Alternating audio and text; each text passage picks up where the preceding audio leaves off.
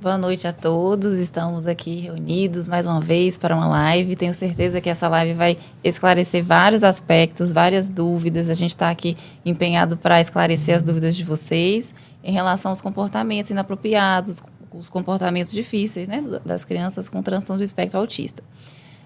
Eu estou aqui ao lado de pessoas maravilhosas que têm ampla experiência nesse assunto e que com certeza vão agregar bastante na nossa conversa hoje. Meu nome é Sara, né? Eu sou médica psiquiatra, sou coordenadora aí do ensaio clínico que a gente está participando, que a gente está conduzindo. É uma experiência muito bacana para mim. Agradeço a participação de cada um de vocês na live, na pesquisa, o engajamento. Tem sido uma experiência muito enriquecedora, tá? Para mim também. E aqui do meu lado tem a Raciri, ela é médica pediatra, neonatologista, ela tem mestrado, doutorado também em ciências farmacêuticas. Aqui na frente é a doutora Lívia, ela é médica pediatra, tem ampla experiência no atendimento de crianças com transtorno do espectro autista. E também temos a Rafaela, que é neuropsicóloga, ela também tem experiência, né, no atendimento das crianças com transtorno do espectro autista, ela é mestre em neuropsicologia e algumas vezes também a gente já compartilhou esse lado que ela divide com vocês, que ela também é uma mãe atípica, tá? Aí, se vocês quiserem dar um oi, vai lá, Racília, um pouquinho. Ei, pessoal, boa noite. A gente está aqui tentando caminhar com vocês nesse tempo, né, da pesquisa, melhorando o nosso entendimento sobre, principalmente no objetivo de hoje, sobre os comportamentos, né, das crianças com transtorno do espectro autista. E a gente está aqui hoje para dividir isso aqui um pouco com vocês. Isso aí. Lívia. Boa noite, sou a doutora Lívia, igual a doutora Sara já apresentou. Também estou feliz de estar aqui hoje, estou muito disponível para as perguntas que vocês queiram fazer, a gente está aqui hoje para isso. E, com certeza, prontos para poder tirar as dúvidas e sobre a pesquisa também, né? Tudo sobre o autismo e a pesquisa. Isso aí. E a Rafaela? Ei, gente, boa noite. Como elas já falaram, né? Eu estou muito feliz com o tema de hoje, por saber que a gente vai poder contribuir com muitas famílias, por vivenciar esses comportamentos. Então, eu estou feliz em poder também compartilhar a minha experiência profissional e a minha experiência pessoal, né? Porque o meu filho também tem comportamentos desafiadores, comportamentos difíceis, e algumas estratégias eu já consegui melhorar alguns deles. Que bom, a gente está curioso, né, para saber. O seguinte, antes de a gente entrar no assunto, falar um pouquinho dos comportamentos, das estratégias, acho interessante eu agradecer mais uma vez a participação de vocês no ensaio clínico, na pesquisa. Durante esse mês, assim, recebi bastante feedback em relação às famílias. Realmente, a gente está acompanhando vocês de perto. Agradecer o contato que vocês têm feito com cada um de nós da equipe, o empenho em responder os questionários e falar também do próximo passo. A gente está caminhando junto e o próximo passo é o nosso T45, né, que a gente fala, 45 dias após o início do uso do probiótico. E essa fase é muito importante, porque a gente vai conseguir comparar o antes e o depois da criança, né, em relação ao comportamento, em relação às habilidades sociais, em relação à avaliação neuropsicológica, em relação à visão dos pais, em relação à criança, a visão da escola com a criança. Então, todos aqueles passos, todas aquelas etapas que a gente vivenciou inicialmente na primeira avaliação, a gente também vai precisar fazer no T45 e, posteriormente, no T90, para concluir esses 3 meses de acompanhamento, de avaliação.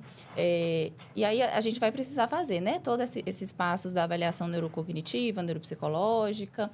Também vamos precisar fazer a questão dos exames, o exame de sangue, o exame da amostra fecal, porque é muito importante a gente saber os efeitos do probiótico na criança, que através desses exames, através dessa avaliação minuciosa, objetiva, que a gente vai conseguir realmente aferir, quantificar se esse probiótico ajudou, né, nas questões que a gente está avaliando, que são os sintomas do transtorno do espectro autista, tá bom?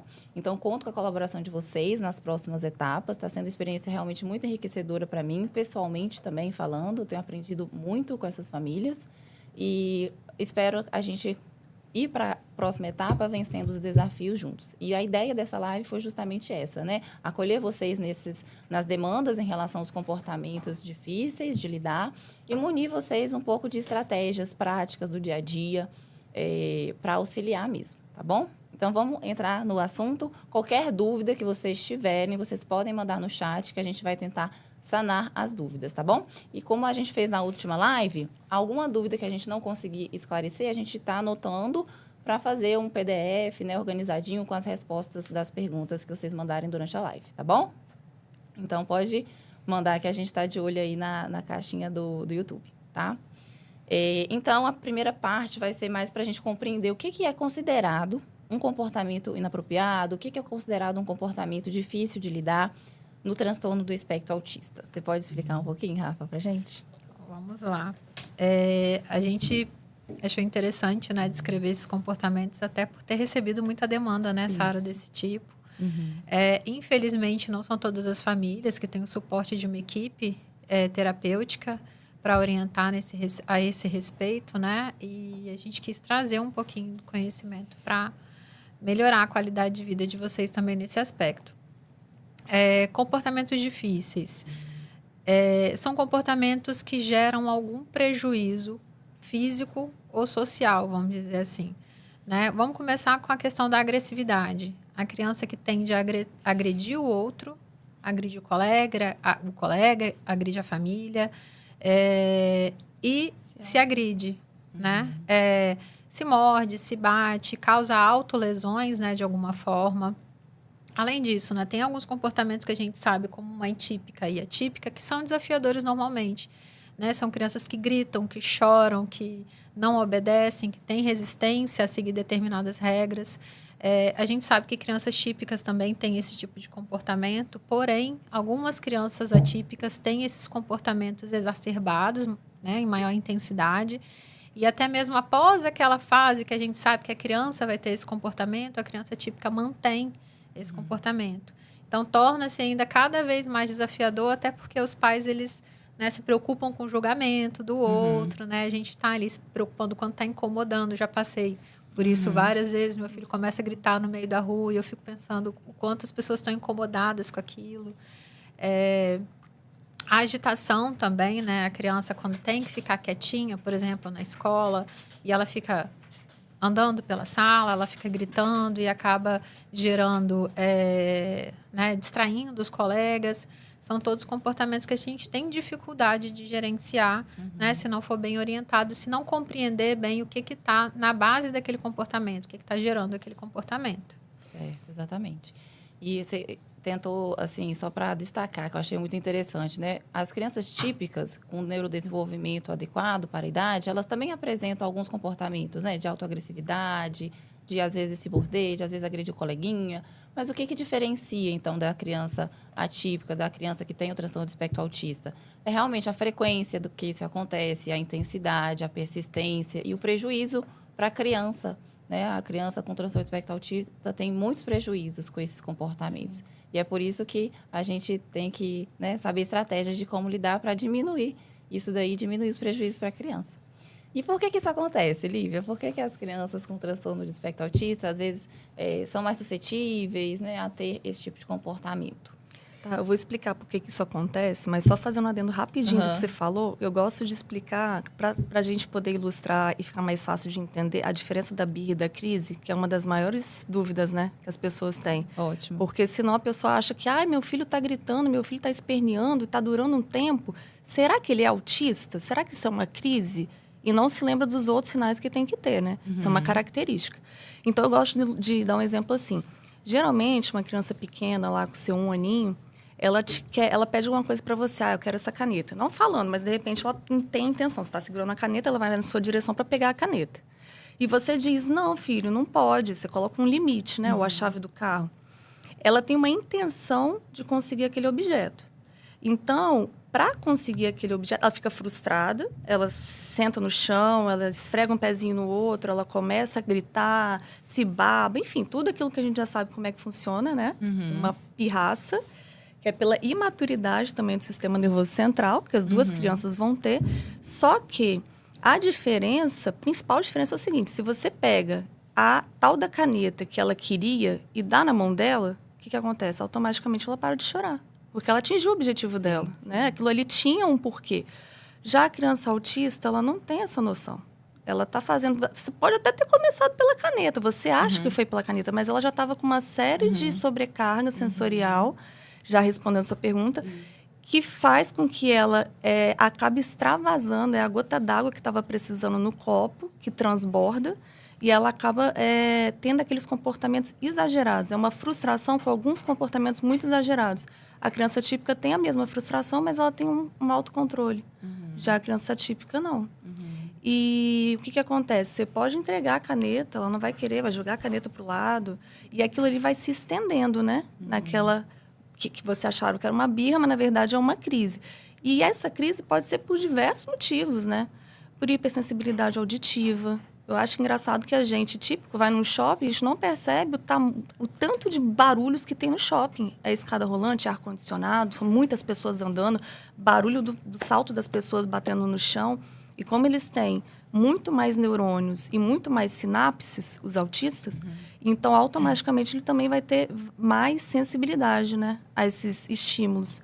Estímulo tátil pode gerar uma crise, ele não está querendo, não está acostumado, não está prevendo que ele vai ter contato, por exemplo, com alguma coisa que ele não suporta, um slime, uma areia, ou uma música que incomoda, barulho na igreja, qualquer coisa que faça tirar ele da posição de conforto, ele vai acabar entrando em crise porque é a forma que tem de se autorregular. Ele acabou dando aquela gota d'água no copo que estava faltando para extravasar. Certo. Então, é por isso, né? Muitos neurônios e mais sinapses e mais hipersensibilidade. Bacana. E assim, por que a gente escolheu, né, esse tema? A gente sabe que uma porcentagem, trazendo essa questão do estudo da ciência, mais de 60% das crianças com transtorno de espectro autista têm esses comportamentos. Então, é uma condição muito prevalente do espectro, né? E o importante é a gente entender essa questão do prejuízo para a criança. Muitas vezes, a família, a terapia, a escola, acaba entrando num ciclo vicioso de evitação. Então, o medo da criança ter a crise leva, muitas vezes, a família não chamar a criança para sentar na mesa para tomar o café da manhã, para almoçar com todo mundo, porque tem medo de ter uma crise, tem medo da seletividade alimentar, propiciar alguma questão de ela começar a chorar, a gritar. Às vezes, o pai não senta, a mãe não senta com a criança no chão, porque sabe que ela vai ter uma desregulação ali, que se não sair do jeito que ela quer, ela vai ter uma crise de choro, uma autoagressividade. Então, devido ao medo, o receio mesmo de ver essa criança nesse estado emocional muito intenso, que é muito angustiante também para os pais presenciarem isso, acaba que as oportunidades que a gente oferece para a criança em relação à interação social, né, em relação às habilidades que ela precisa adquirir, se tornam reduzidas, né? Inconscientemente, a gente acaba fazendo isso, né? Não por vontade própria, mas por um receio, por uma questão de defesa, uma tentativa de defender a criança de não ter as crises. Então, isso acaba uma criança autista que precisa dessa atenção, que precisa dessa interação social, que precisa ser mais estimulada em alguns aspectos, acaba a gente fazendo o contrário. Então, na escola também pode acontecer isso, né? Ela agride um coleguinha, às vezes o coleguinha não vai mais buscá-la para poder... diminui a chance do coleguinha buscá-la novamente para poder brincar. Justamente uma criança que precisa ser estimulada, ter contato com outras, enfim.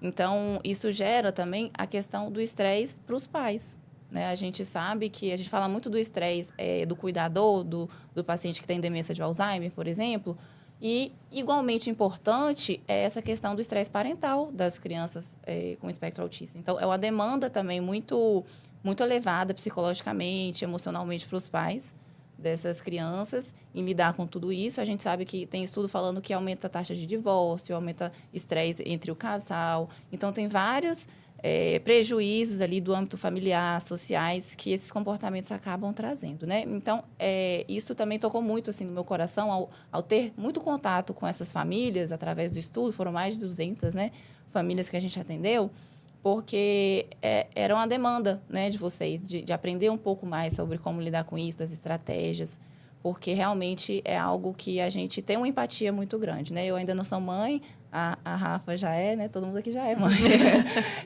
Mas a empatia nos coloca nesse lugar, né? Do outro. Então, por isso que eu me sensibilizei, né? Chamei o pessoal para realmente a gente se unir para falar sobre esse assunto. Né? E o grande interesse, né, da gente chamar a atenção é que a gente não está querendo falar só para as mães dos atípicos. Só para as mães atípicas. A gente está falando também para as mães das crianças típicas e que, muitas vezes, por uma falta até de limite, elas podem mimetizar algum tipo de comportamento que leve a essa família a dizer: mas será que o meu filho é autista? Isso que a Lívia estava colocando. Então, o que a gente precisa? A gente precisa, enquanto pais, né? A gente precisa conhecer quem é o nosso filho e verificar o que é que está causando aquela mudança de comportamento brusca, né? E muito saber manusear essas crises de birra. Por quê? Porque tanto o meu filho autista quanto o meu filho não autista, ele merece carinho, atenção e cuidado. E a cada um a gente vai precisar dar o seu cuidado. Isso. Né? Eu não posso dizer, né, que o menino que tem o transtorno do espectro autista, eu não posso conversar com ele, eu não posso tentar dizer não para ele, porque senão eu vou desencadear uma crise. Eu não posso ter medo do meu filho. Até porque a família se torna refém, né? Exatamente. Eu não posso ter medo do meu filho. O meu filho é o meu filho. Ele tem a característica dele, mas ele é o meu filho. E ele vai merecer o meu carinho, a minha atenção, o meu cuidado e também o meu limite. Né? E a gente precisa... os nossos pais, né? Os pais que a gente trata estão precisando se apossar desse lugar, né? De também serem cuidados e de também terem o limite aonde eles vão pedir atenção, né? Pedir carinho também. Enquanto você estava falando, Racine, me veio assim, a situação que a Rafa falou no começo, né? Eu estou no supermercado, eu estou no shopping, a criança começa a ter crise e a gente vivencia várias saias justas, né, com a criança. Então, o olhar de julgamento do outro. Então, quando você falou, a gente pode fazer essa live não só para os pais, né? Para os pais das crianças com autismo, mas o quão importante seria a sociedade mesmo participar dessa conversa conosco, né? De entender os mecanismos de regulação sensorial da criança autista, de, às vezes, quando você não dar atenção para ela quando ela está chorando, não uma negligência do pai. Às vezes, o pai já sabe que é aquele objetivo dessa criança ter atenção, e se você realmente der atenção naquele momento, vai reforçar o comportamento, né? E aí vocês vivenciam várias situações difíceis mesmo de lidar perante a sociedade, o quão seria interessante essa psicoeducação não só com os pais, né, mas com todo mundo. Capacitação da socialidade, da sociedade. Isso que você falou me lembrou muito, assim, quando você falou, né, das famílias de divórcio, o quanto a maternidade atípica ela é solitária. Quantas mães se isolam naquele papel, às vezes até largando os empregos, porque precisa dar conta do cuidado daquela criança, e as pessoas não percebem o quanto aquela mãe está isolada, sozinha, carregando ali toda aquela responsabilidade, todo o estresse. E a gente sabe que por mais que a gente ame, né, incondicionalmente os nossos filhos, nós somos seres humanos, nós nos estressamos, nós ficamos tristes, nós temos o nosso limite também. E, na maioria das vezes, essas mães são julgadas, né, socialmente, principalmente nessas condições em que a criança apresenta esses comportamentos. Né? Principalmente a criança autista, que quando tem uma crise, por exemplo, em público, todo mundo espera que um pai pegue e carregue, uma mãe pegue e carregue e tire dali. E a criança atípica, não. Às vezes, se a gente pegar a força, vai piorar.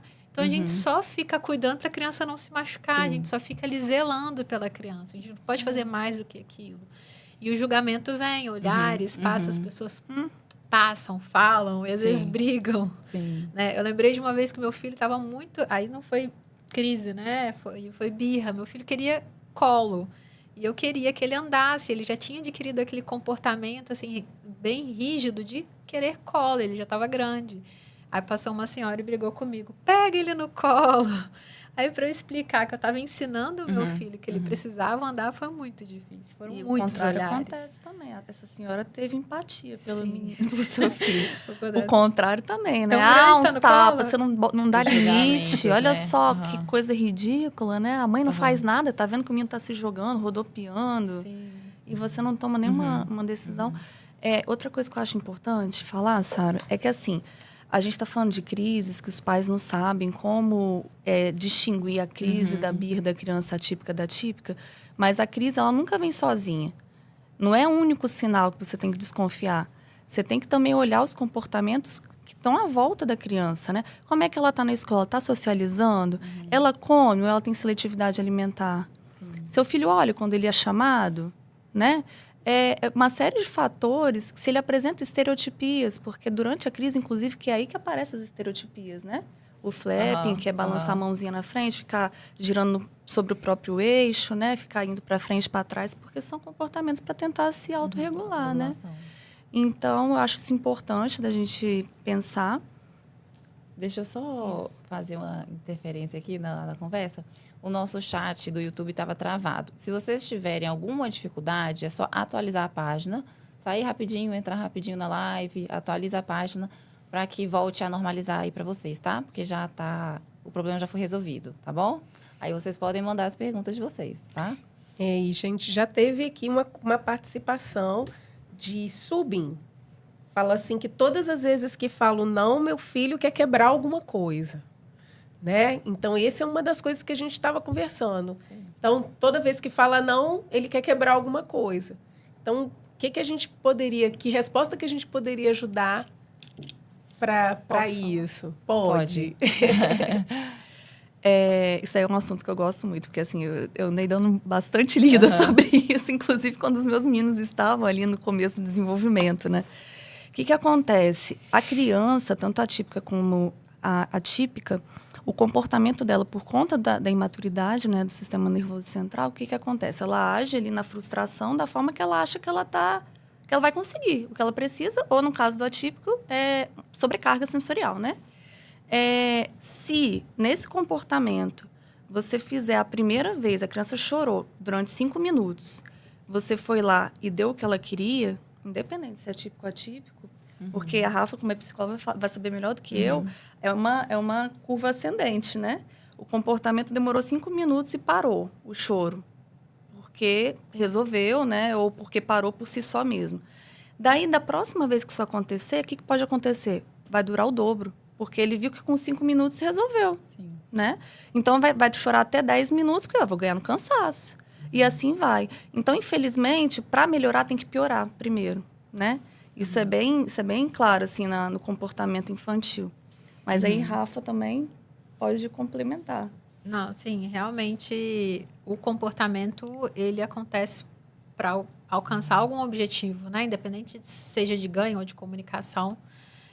Mas se aquele comportamento está sendo apresentado de forma inadequada para alcançar aquele objetivo e a gente oferece o objetivo, ele alcança, de fato, assim, qualquer um vai repetir o comportamento. Né? O que a gente precisa é ter cuidado de como a gente está fazendo com que esse comportamento vá se repetir mais vezes ou não. Por que eu falo desse cuidado? Porque às vezes a gente acha que dizer não, brigar com a criança, colocar de castigo, a gente está punindo. E muitas vezes não. Né? Às vezes é um momento que está tendo uma atenção mais direcionada para a criança. E não é por culpa de mãe, de pai, né? Foi até um dos itens que eu coloquei aqui, assim, acolher muito a família que lida com crianças no geral, especialmente a criança atípica. Porque a nossa tendência é se culpar demais. Né? Mas a gente sabe, a gente estava conversando aqui antes do início do podcast, do quanto de atividade que a gente tem para fazer. Né? Então, às vezes, passa despercebido mesmo no dia a atenção para a criança. E quando ela comete exibe algum comportamento inadequado, a gente para chamar a atenção, para educar o nosso filho com a melhor das intenções. E aquilo ele entende que é a forma de chamar a atenção dos pais. Então, a gente tem que... Aí a questão do acolhimento, né, que a Sara falou muito bem. A gente tem que estar muito bem, né, dentro do possível, para que a gente consiga lidar com esses comportamentos da melhor forma. Para eu conseguir ouvir aquela criança chorando e não reforçar ou acolher de uma forma que não vai reforçar aquele comportamento. Acho que tem já- mais uma coisa também, né? A questão de, igual na análise do comportamento, né, aplicada, que é importante os pais fazerem o quê? Já aconteceu mais de uma vez, né? E eles se sentem perdidos. Por quê? Quando acontece, resolveu, foi aquele desgaste dos dois lados, né? Da criança e dos pais, resolveu, aí graças a Deus, passou. E nunca se lembra de pensar o que aconteceu antes, como que a criança ficou e como que os pais reagiram depois, né?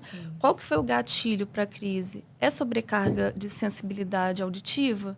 Vamos começar a pensar se não é melhor a gente colocar o abafador ou já prever para onde vai com essa criança e já dar uma previsibilidade para ela, colocar ela dentro do ambiente e falar, meu filho, a gente vai no shopping, o shopping é assim, é assado, né? Lá você vai ver escada rolante. Coloca a criança dentro, lógico, a criança que já entende, né? Dentro do ambiente, naquela situação que você queira que ele reaja melhor, a gente sabe que o autista com previsibilidade tende a A cooperar questão muito da mais. prevenção, Melhor. né? Isso. Das crises, né?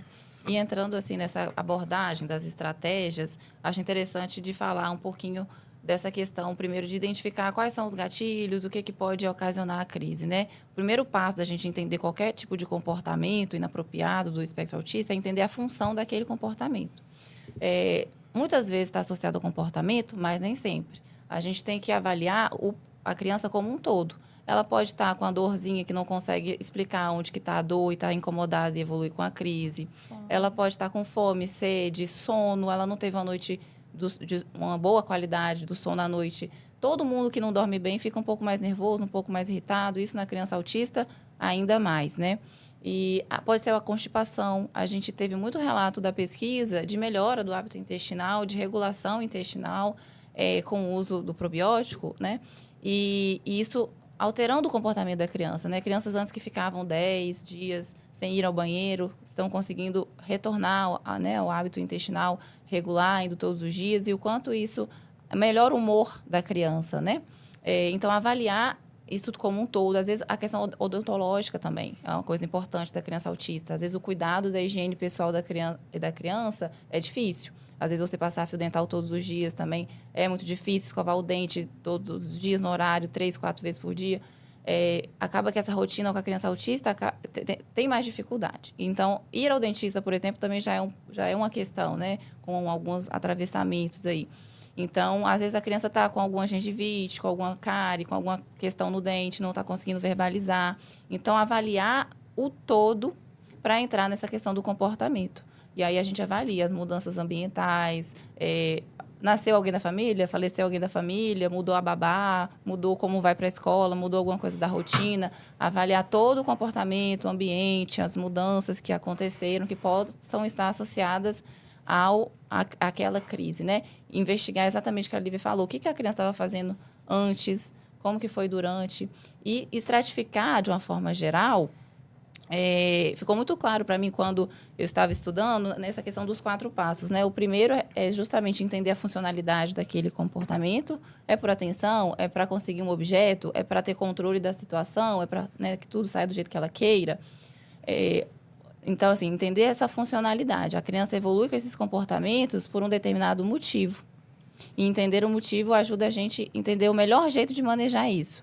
E aí, a segunda questão é não fazer o reforço naquele comportamento. A Rafa falou sobre isso, né? Se a criança quer um determinado objeto, começa a chorar, ela quer uma bola, começa a chorar, chorar, chorar.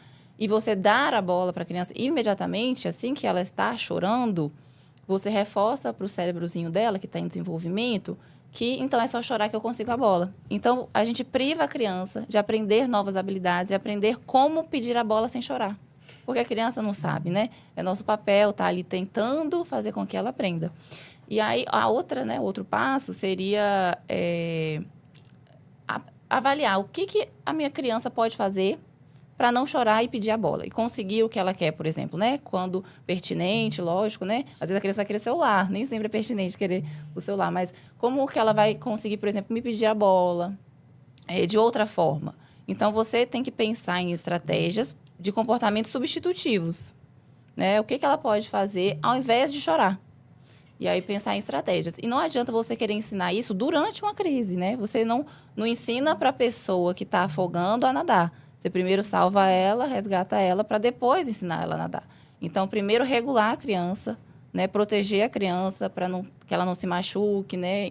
Enfim, até melhorar a crise. Melhorando a crise, a gente pensa nos comportamentos substitutivos, né? O que a gente pode fazer depois, como a gente vai ensinar a questão da previsibilidade, explicar, né, quando vai para o shopping, o que vai acontecer, o que vai encontrar, a questão da bola. Apontar, ensinar. Às vezes a criança é não verbal, ensina a fazer vocalizações, apontando com o dedo. Estratégias nesse sentido, né, de conseguir o objeto. Por exemplo, a questão do controle também é muito comum. A criança tem a rigidez cognitiva, né? Eles querem tudo do jeitinho deles, às vezes se incomodam muito com mudanças.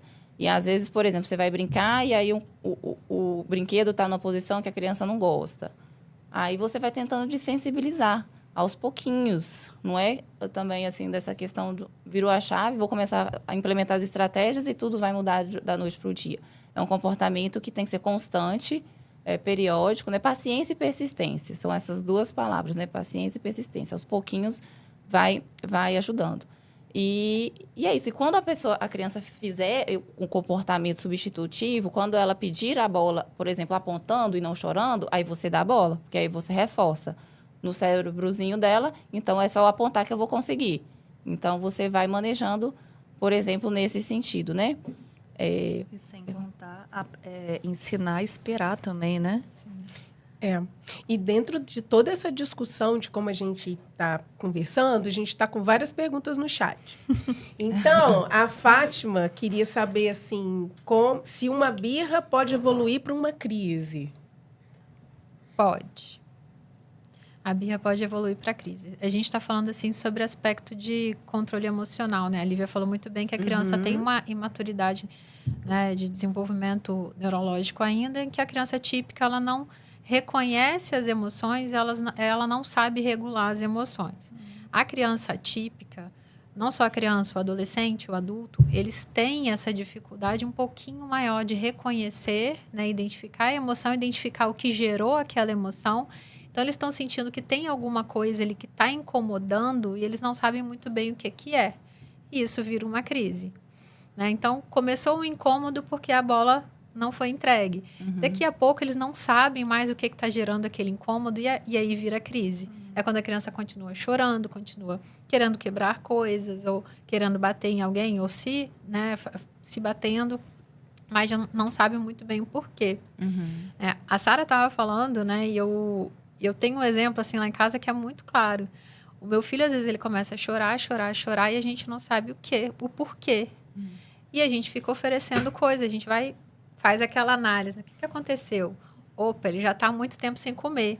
Eu ofereço comida, ele não quer comer. É uma luta, oferece uma coisa, oferece outra, até que eu chego na comida mais apetitosa.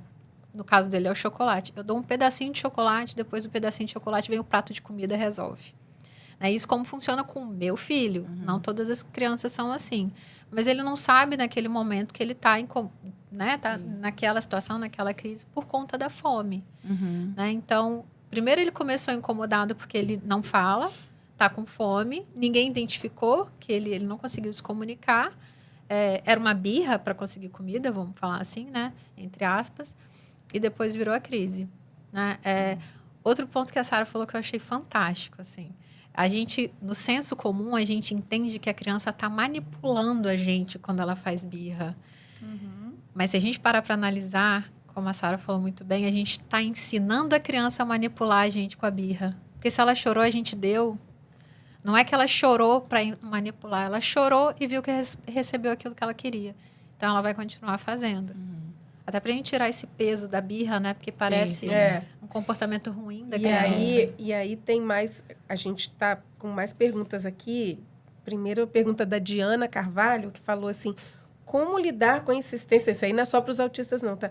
Como lidar com a insistência constante para jogar em telefone? Eu não deixo, mas sempre vê outras crianças com telefone, aí lembra e começa as birras feias, gerando as crises. Questão dos limites, né? Não, o grande problema do telefone é que a gente precisa falar de tempo de tela, Tem né? vários problemas. A aí, na Sociedade verdade. Brasileira de Pediatria está alertando os pais, os pediatras e todos aqueles Isso que aí. cuidam de crianças sobre o tempo de tela. Uma criança não deve ter contato com tela até 2 anos de idade. E o que a gente vê hoje em dia entre todos? Que para ficar quietinho. É, toma aqui, O celular, objetivo da tablet. vida é sempre a gente ter uma criança quieta. Uma criança precisa ficar quieta. A criança precisa ficar quieta o tempo inteiro. Todos os subterfúgios residem em que a criança precisa ficar quieta. E uma criança não é para ficar quieta. A criança é para ficar atenta, ocupada, Explorando o explorando ambiente. alguma coisa. A criança precisa do tédio para explorar. Só que o que dá E a trabalho, gente né? não dá tédio para o menino. A gente dá uma coisa para ele se resolver. É uma coisa muito né? passiva, né? Uma coisa passiva. Né? Antigamente, a gente falava muito que a criança ficava chupando chupeta e aí distraía na chupeta e ficava ali. Né? O que se viu a longo prazo? As pesquisas demonstram que a criança que chupa chupeta é menos estimulada do que a criança que não chupa chupeta. E aí, se a criança é mais estimulada, ela tem condição de desenvolver mais o intelecto dela do que aquele que não é. Hoje, o celular está virando isso.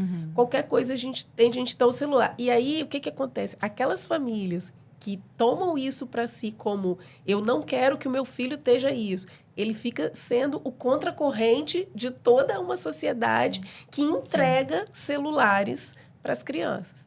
Então, a gente vê crianças com bastante atraso na fala por causa do celular.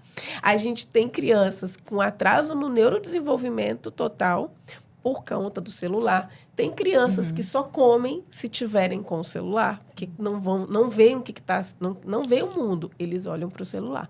Então, esse momento é um momento muito especial da gente falar, olha só, você está certa de não dar o celular para o seu filho, você não está errada. Entendeu? Então, quando a gente vê uma criança com celular, eu normalmente falo assim, coitadinha dessa criança. Eu, sinceramente, falo isso. Coitada da criança. Né? Porque não está tendo oportunidade até de ser criança, né? Mas assim, isso que ela está falando é realmente verdade e isso é uma coisa que a gente precisa difundir para ver se ajuda a pobre da Diana aí, guerreira, que quer deixar o filho dela sem o celular. De repente, a gente tentar fazer uma troca, insere um brinquedo, um objeto que a criança gosta, né? Tem Um até jogo. Uns joguinhos, um não sei joguinho. se interessa, mas tem uns joguinhos com água, né? Dependendo da idade da criança. Não vai ser tela, não vai ser o estímulo errado.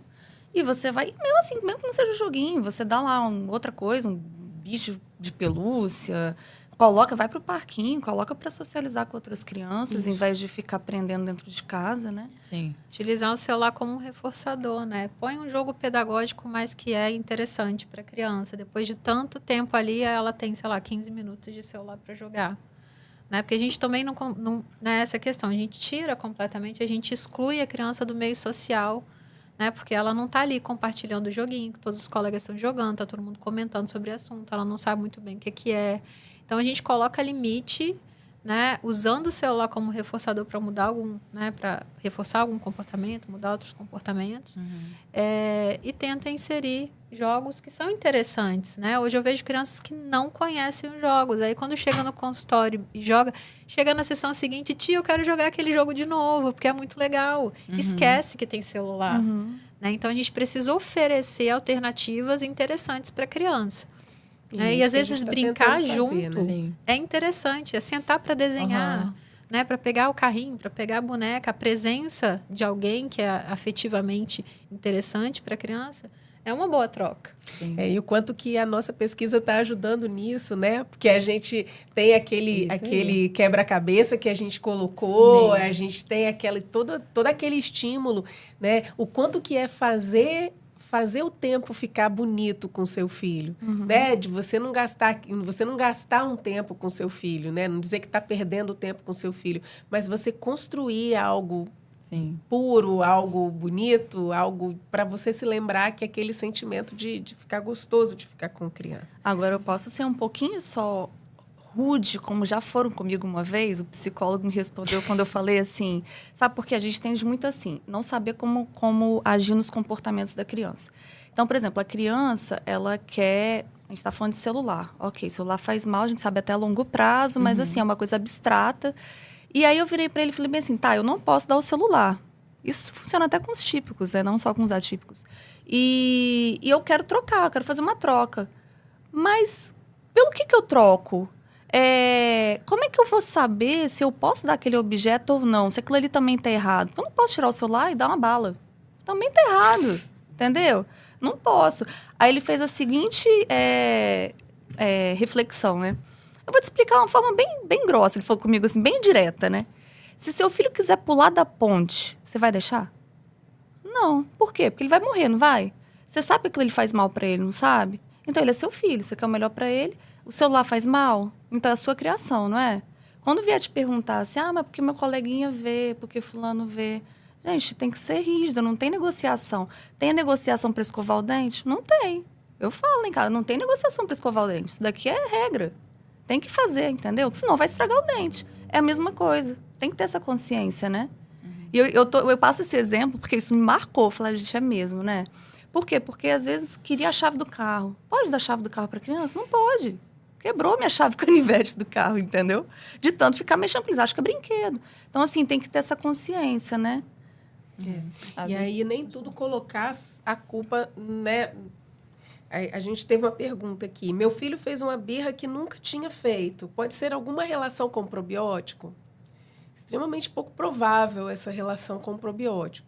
Né? É o que a gente estava conversando, né? eu e a Sara. Porque, assim, eu lembro até hoje de quando meu filho começou a ficar muito reativo.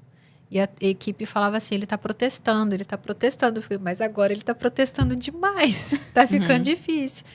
E a fono, na verdade, falou, excelente que ele está protestando.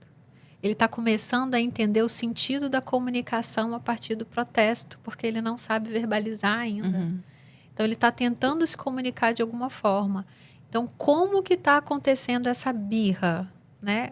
Tem um motivo, é uma birra de fato, é para conseguir algo. Então, muito provavelmente, é uma evolução da socialização, que a partir daí a gente vai, vamos dizer assim, lapidar esse comportamento para tornar esse comportamento funcional. Se a criança estivesse mais aberta, né, a ter novas experiências, está aberta a ter novos contatos sociais. Então, acaba que, à medida que a criança vai melhorando, às vezes aumenta a quantidade de crise. Sim. Porque é assim que ela se comunica. Porque é assim que ela está aprendendo a se comunicar. E aí, o Rafa, pode terminar? Aqui? Não, porque porque foi outra questão que foi colocada, assim, né? Que a gente ficou se questionando por que estava acontecendo. Né? Como a gente falou da questão sensorial, a gente tem crianças que são hipersensíveis, né? Que elas precisam de pouco estímulo para perceberem o estímulo sensorial, e tem crianças que são hipossensíveis, elas precisam de mais estímulo para receber, né? Então, às vezes, a melhora vem de uma criança que era hipo, passa a perceber em um nível normal ou um pouquinho mais sensível e tem uma reação, né, começa a apresentar mais desregulação por conta disso. Ao mesmo tempo que a gente se relaciona com o mundo a partir dos nossos sentidos.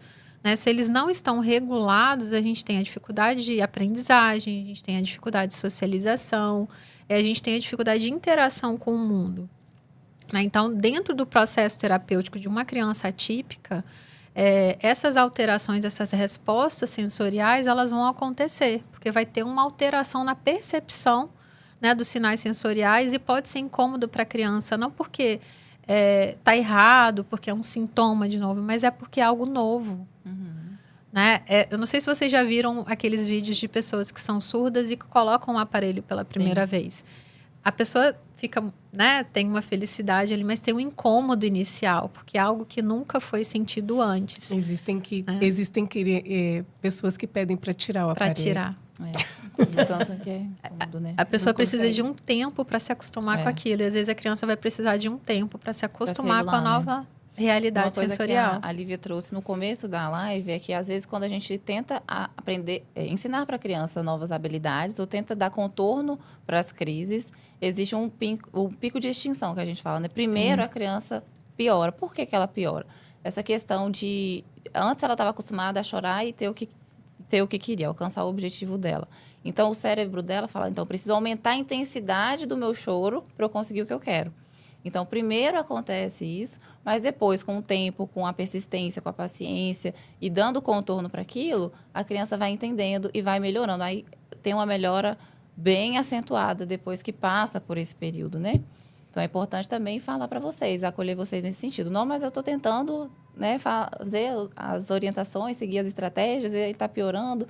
Por que isso? No começo pode ter uma piora do comportamento, que a criança tende a aumentar a intensidade daquele estímulo, do estímulo, né, do choro ou da agressividade, para conseguir, conseguir aquilo que ela quer, aumentando a intensidade, né? Então, é isso. Depois, paciência e persistência. E aí, como é que lida com esses comportamentos, né, Sara? Assim, quais as estratégias que a gente vai utilizar, né? Porque é o que a Lívia falou do começo da análise mesmo do comportamento. A gente precisa conhecer muito bem a nossa criança, né? Para que a gente consiga entender o que vai causar um conforto, inclusive um conforto sensorial. Então, é muito importante que vocês entendam. Tenham, por exemplo, aquele brinquedinho que a criança gosta mais. Ou até mesmo aquele alimento que a criança gosta mais. Brinquedinhos sensoriais, slime, aqueles bichinhos que são mais molinhos, aquelas bolinhas com ponta, pular em aquelas bolas de pilates, né? São excelentes também para regulação. Lycra, um tecido pesado que a criança consegue, né, se acolher dentro ali da lycra, são estímulos sensoriais que tendem a acomodar a criança. Né? E aí vai mudar. Apropriados, né? São apropriados. Assim, às vezes a criança, para se regular, usa a estereotipia.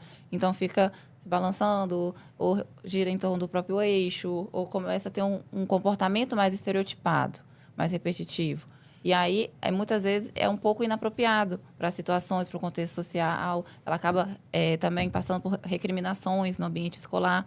E aí, você ampliando esse repertório sensorial da criança, você dá para ela estratégias, você ensina ela como se regular de outras formas. São socialmente aceitos. Que são socialmente aceitos. Então, né? dentro dessas formas que a gente está falando sobre isso, a gente tem aqui o comentário da Naider, que fala assim, meu filho não dorme bem quando não dorme comigo. Não sei como fazê-lo voltar a dormir no quarto dele com sono constante de qualidade, que está com 11 anos. Mais ou menos desse jeito, fala a Angélica também. Meu filho tem 4 anos, não verbal, falando algumas palavras, repetindo o que falamos. Está no momento negando tomar banho, reclama, chora, resiste a entrar no banheiro. Então, assim, eles estão... Cada uma dessas crianças está tendo, nesse momento, alguma alteração que está fazendo... que está tirando eles do sério, né?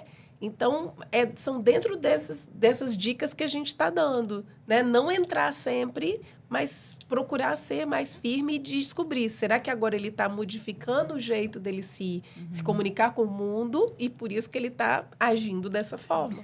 Mas nesse caso, assim, por exemplo, um cobertor um pouquinho mais pesado, será que não vai deixar essa criança confortável para dormir? Mesmo que esteja no calor. Aí, entendo que o nosso clima não ajuda muito. Não sei se tem a possibilidade de ter ar-condicionado. Né?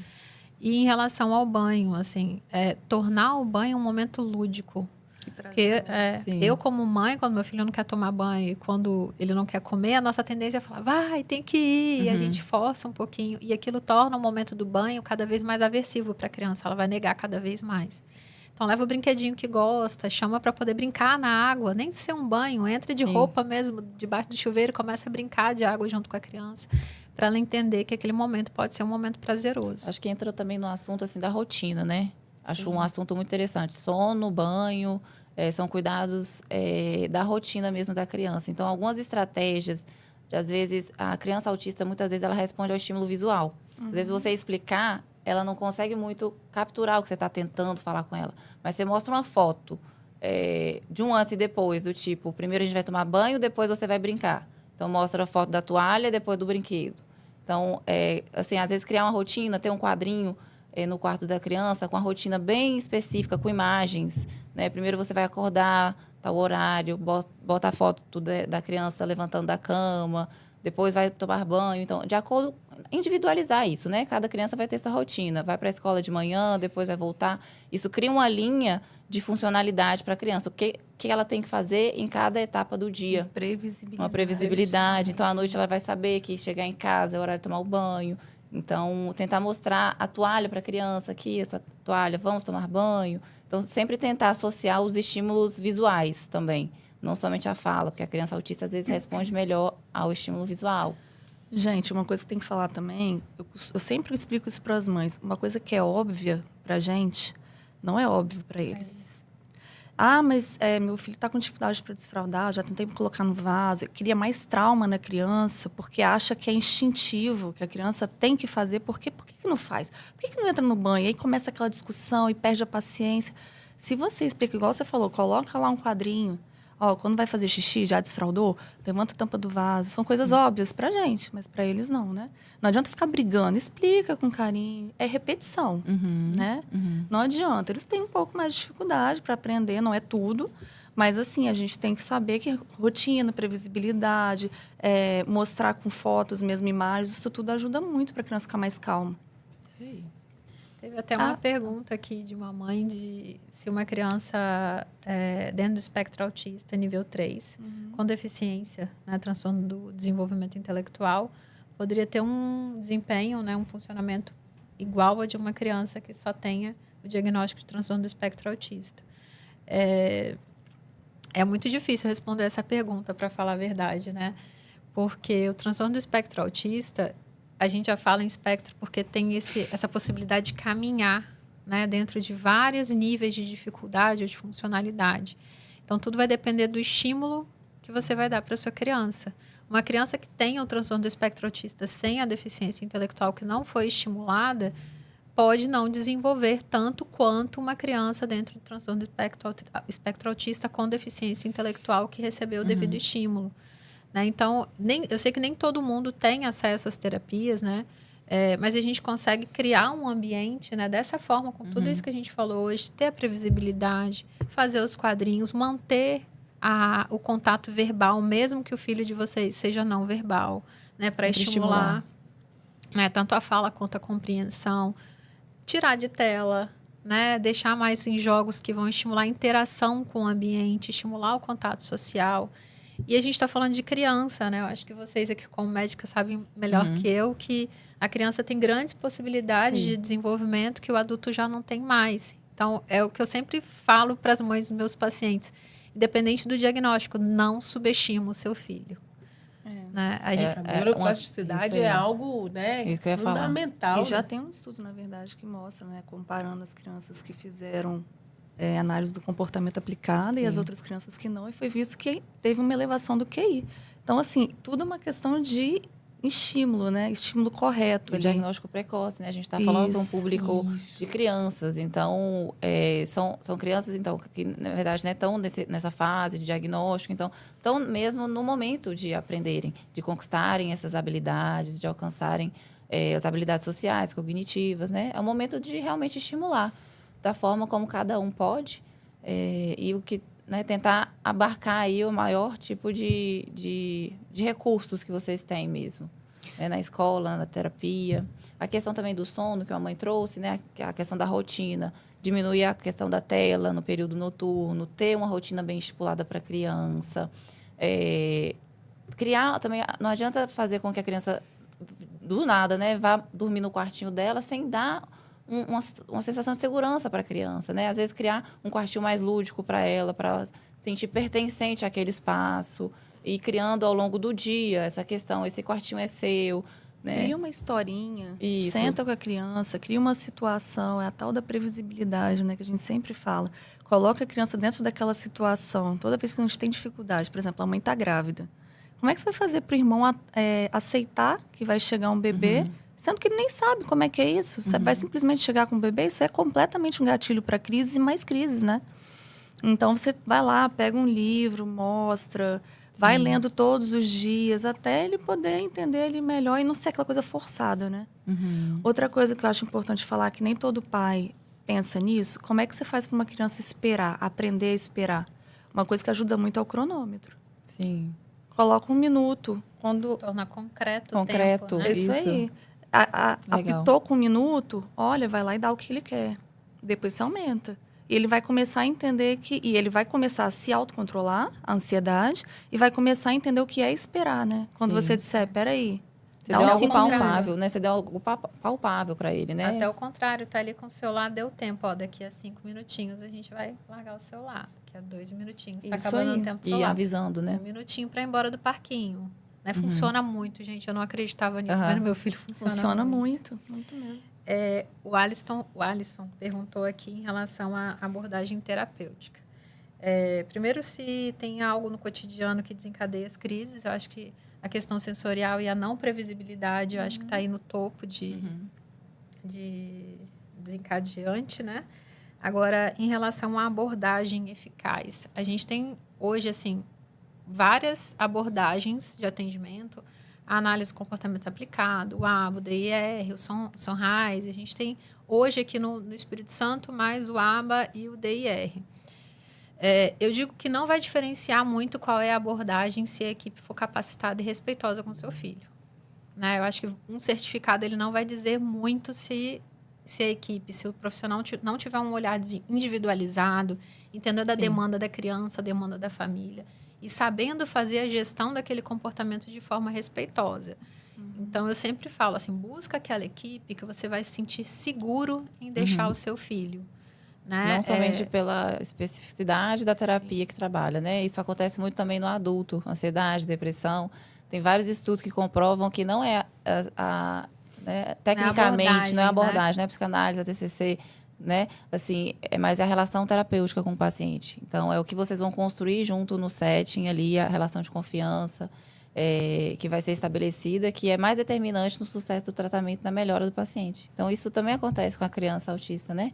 Sim. Também ver se a criança está gostando, né, de ir para lá, da terapia, independente mesmo da abordagem em si. Não adianta colocar 20, 40 horas por semana se a criança vai chorar 20, 40 horas por semana. Né? Com nenhum vínculo, com nenhuma relação. A criança vai regredir no lugar de progredir. Né? Então, vai sentindo aquilo que a criança está se sentindo confortável. Que vocês estão sendo acolhidos como família também, que eu acho importante, porque a equipe terapêutica não trabalha sozinha. Sim. Se ela não traz a família para perto, a gente perde uma boa oportunidade de desenvolver essa criança. Isso é a coisa bem importante que a gente tem que falar, é desse papel desse cuidador, né? Isso. Que também tem um local, né? um lugar de cuidado. Né? A gente está tentando desenvolver nesses pais, e principalmente naqueles que ficam mais envolvidos com seus filhos, de que eles também são pessoas e também merecem atenção. Às vezes a gente pensa só no filho, né? Depois que a gente tem filho, independente se é típico ou se é atípico, a gente só pensa no filho. E isso é extremamente complicado quando você tem um filho que demanda uma quantidade de gerência de tempo e de cuidado e de atenção. Então, que o pai e a mãe e a família que cuida, né, também preste um pouquinho de atenção em si próprio. Que isso é que ele também tem que sentir prazer em brincar com seu filho, ele também tem que se sentir um escolhido por estar naquele lugar, né? E que consiga trabalhar isso dentro dele. Que quem dera que a gente pudesse ter terapia para todos, né, Rafa? Sim, quem dera. Né? Infelizmente, a gente não consegue. Às vezes, se o indivíduo tem que escolher terapia para mim ou para o meu filho, eu vou fazer terapia para o meu filho porque ele tem mais indicação. Mas que também se perceba, né? Eu tenho certeza que o profissional que atende o filho tem que acolher isso que a gente colocou. Tem que acolher muito essa família, né? Porque é um parceiro na terapia. Né? O pai regulado gera uma criança regulada, mas o ambiente faz a gente se desregular. Isso. Né? Então, é importante estar tudo ali a favor dos pais, para os pais darem suporte à criança. Quanto mais os pais se sentirem seguros também ao lidar com a criança, maior a possibilidade da criança se desenvolver e alcançar as habilidades necessárias, né? E a aceitação dos pais também, né? Porque não é ponto. fácil. A gente sabe que tem, né? O luto. Do diagnóstico. Dê para si o tempo que for necessário, porque a gente sabe que não é fácil. Eu mal comparo quando a gente perde um parente que a gente não está preparado e aí a gente já tem que tomar decisões no dia seguinte, sendo que a gente nem digeriu a informação. É a mesma coisa, você pode estar desconfiando que seu filho pode ter autismo ou alguém te alertou E mesmo que você desconfie, você pode chegar lá na hora que te dão o diagnóstico, você fica desorientado, né? Você não sabe como que você vai reagir. Você deve ter recebido vários relatos, né, durante o T0, porque você fez as entrevistas, né? E a gente viu um pouquinho o spoiler de algumas relatos emocionantes mesmo, né? Quando tocar no assunto do momento do diagnóstico. Inclusive da o meu, criança. né, Lívia? Porque eu, sendo profissional da área, já trabalhava, né, com uma equipe de autismo. E quando eu recebi o diagnóstico do meu filho, assim, eu demorei mais de ano para fechar esse luto. Assim, foi muito difícil. Então, não é por falta de conhecimento, é porque, de fato, a gente cria a nossa expectativa, até de uma rotina, que não é a mesma. Meu filho faz terapia de segunda a sexta. Eu não posso ter uma carga de trabalho que eu gostaria. Né? Então, essa tem várias rotina coisas. Surge do nada. Você não estava nem esperando. Você achou que só ia levar seu filho para começar a escola e, de repente, alguém te fala, ó, ele tem autismo e agora a rotina de vocês é essa. Se vira. Mas como? Não tenho nem rede de apoio, né? Vivo sozinha na cidade, não tenho com quem contar, eu deixo na creche que eu preciso trabalhar. Se vira. Ou é isso ou não vai desenvolver. Eu lembro de eu vendo as mães reclamando, né, de filho, mãe, aqueles memes, né? Eu ficava, gente, eu queria tanto ouvir o dia inteiro meu filho falando mãe, meu filho não fala. Começar a falar que eu vou até chorar. Né? Mas é algo que parece simples, mas que gera, assim, um vazio muito grande dentro da gente. E uma expectativa. A expectativa. E aí, falando sobre não verbais, o Cleiton perguntou assim se o teste do cronômetro funciona para um autista não verbal. Funciona para o meu filho. Porque você mostra a figura, o número, né? Então, é uma linguagem não verbal para ele. E o interessante é que quando bate o tempo, que você dá a recompensa, né? A gente comemora porque ele entendeu, né? E ele comemora porque ele fica feliz e tipo, opa, então tá, é isso, né? Então, o desenvolvimento E acaba sendo um reforço positivo também, né? Essa questão, por exemplo, da atenção, é muito interessante a gente também se policiar. Porque na correria do dia a dia, às vezes a criança faz um comportamento adequado, apropriado, mas mesmo assim o pai não dá atenção. Então, acaba que você faz reforço negativo, né? Então, sempre tentar se policiar. Quando a criança pede a sua atenção de uma forma apropriada, chamando pelo seu nome, ou dando, né, um tapinha assim, entrando na sua frente. Então, esse é um comportamento apropriado, esperado para uma criança. Então, dê atenção quando ele tiver também os comportamentos corretos, apropriados, que você deseja que ele realmente faça, para ele aprender que na próxima vez ele vai repetir o comportamento adequado, né? O Alisson está perguntando aqui, geralmente vocês percebem algum fator cotidiano que mais desencadeia as crises? Vocês percebem algumas abordagens que são mais eficazes para regular novamente a criança e sair da crise? Acho que a gente já comentou alguma coisa nesse sentido, mas ficou né? faltando a gente comentar algumas coisas do tipo, né? Vamos dar um exemplo, assim, que às vezes a família está numa igreja ou está num shopping, local público, né? E aí desencadeia uma crise. Lá, talvez, não vai ter um cobertorzinho, igual a Rafa falou. Talvez você leve um bichinho, né? Mas não que algumas coisas que a gente teria mais em casa para dar aquele suporte, né? Melhor coisa, não desespera. É seu filho, você tem que dar o apoio que ele precisa. Tenta ignorar todo o julgamento, né, das pessoas, porque vai ter, independente. Olhares, né? E tenta tirar ele do local aonde está gerando aqueles estímulos, porque é difícil se controlar em meio ao que está desencadeando, né? Então, o lugar está muito frio, vai para um lugar mais confortável. Está muito barulhento, tira ele dali e deixa ele se controlar em outro lugar mais calmo, né? Outra coisa, ensina o filho como se acalmar. Aquela história do cheira a flor e apaga a vela, né? Isso aí. Inspira, expira, para poder... E vai mostrando como é que funciona para ensinar ele mesmo a se autocontrolar. Porque, infelizmente, a gente não vai estar presente também em todos os momentos, né? E essas crises podem ser que não vai estar junto com a família. Então, a criança tem que começar a criar alguns artifícios. E essa da respiração não é só para os autistas, né, gente? Vamos combinar, todos. né? Então, assim, acho que a gente fica tentando trazer muito para esse mundo, mas de falar que a respiração funciona até para os pais. Então, E assim, nesse momento, né, naquele momento de que o pai tem que se organizar para poder organizar, então respirar é muito importante. ensinar o exercício de respiração quando a criança estiver bem, quando ela estiver em casa, no momento adequado. Então, Quando ela tiver a crise, vai ser muito mais fácil ela já ter esse comportamento aprendido, né? Vai vir com mais facilidade de vocês encaminharem ela para um exercício de respiração quando tiver em crise, se ela já tiver aprendido antes. Então, ensinar quando estiver bem. E acionar esses recursos não na julgar crise. até o comportamento do filho, né? Porque, infelizmente, às vezes o pai não sabe o que fazer, tá, o pai ou a mãe, né? E aí se coloca numa situação desconfortável, porque tá ali as pessoas julgando, olhando, não sabe o que faz, e acaba elevando o tom de voz. Ou então, para de chorar. Por que você está chorando? Engole o choro. Isso não vai ajudar a acalmar, né? Não vai. E o Subim está perguntando de novo aqui, o Isubim ou Asubim. Meu filho tem 11 anos e não usa o vaso sanitário. Diz que tem medo. Vocês têm alguma dica para ajudar? Eu acho que o caminho lúdico é sempre interessante, ir expondo a criança ao vaso sanitário de forma gradativa. Então, quando for usar o vaso sanitário, leva a criança, mostra que está usando, como é que usa, que está tudo bem. Depois da descarga. A descarga costuma, né, dar muito medo, aquele barulho, a água sumindo. E aproximando gradativamente a criança se acostumar com o vaso sanitário. A gente não pode forçar a criança, porque aí a gente gera um trauma, vamos dizer assim, né? É muito diferente.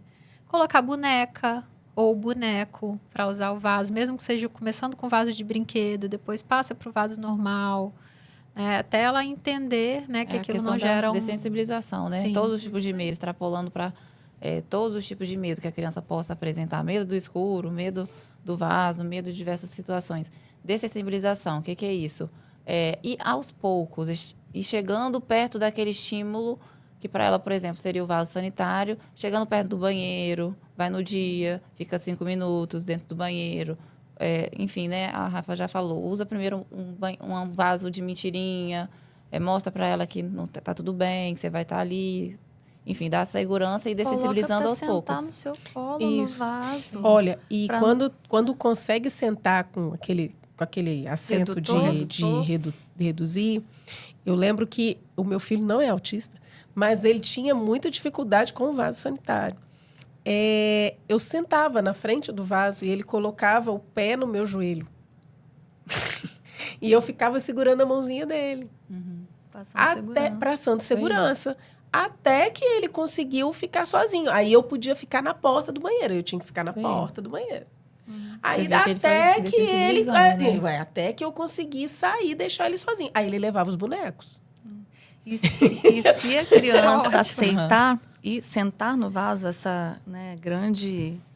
grande dificuldade, né? Sentar no vaso. Esse ganho, se conseguiu sentar no vaso, deixa ir desacostumando, deixa fazer o cocô na fralda, mas ele de fralda sentado no vaso. Isso também faz hábito, parte, né? da dessensibilização, né? E aí é que entra a questão do probiótico também, né, gente? Porque a constipação na criança é outro fator que faz ele ficar com medo. Sim. Porque às vezes causa muito né? tempo de constipação. Da evacuação. Já é difícil. Ainda quer que sente no vaso, né? Então já tem aqueles dois bloqueios. E esse de colocar o pezinho no joelho é muito importante, porque meninos constipados, eles têm problemas para fazer a prensa abdominal. Então, apoiar o pé é muito importante para fazer a prensa abdominal. E a gente tem, falando disso do probiótico, algumas pessoas estão falando se existe alguma interação da medicação com o probiótico, porque a criança está mais nervosa. Mas a gente já falou um pouco sobre essas mudanças de comportamento, né? O que aconteceu? Nem foi só o probiótico. A gente está ficando mais próximo dessa criança, a gente está fazendo joguinhos, a gente está fazendo quebra-cabeça. E aí, dentro do que a Rafa falou, né? A própria criança está encontrando mais formas de aprender novas, né? Coisas. E aí, isso pode estar... ela pode estar ficando angustiada e até se sentindo mais à vontade para manifestar outras coisas.